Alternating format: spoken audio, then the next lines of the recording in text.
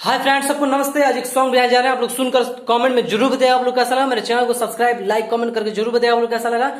और जो फ्रेंड मेरे चैनल पर नए हैं, जो सब्सक्राइब नहीं किया, मेरे चैनल को सब्सक्राइब कर लो और ज्यादा ज्यादा शेयर कीजिएगा। चलिए स्टार्ट करते हैं।